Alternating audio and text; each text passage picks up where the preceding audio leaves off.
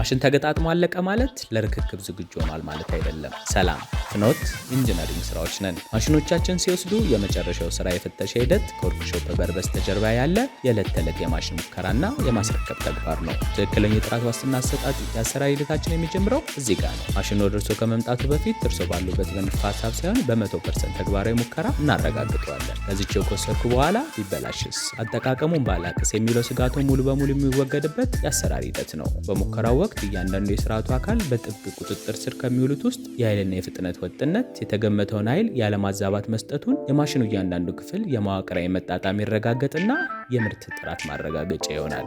የምንሸጠው ነገር በቃሉ ሳይሆን በተጨባጭ ስራው ተረጋግጦና በደንበኛ እይታ ተረጋግጦ ነው የሚወጣው። እርሶም የማሽን ጥያቄውን መልሰው ጥራቱን አረጋግጠው ማሽኑ የሚረከቡበት ስርዓት ነው። እምነቱን ለመገንባት ዋስትናችን የማሽኑ ጥራት ነው። ለበለጠ መረጃ ዛሬውን ይምጡና ይጎብኙን።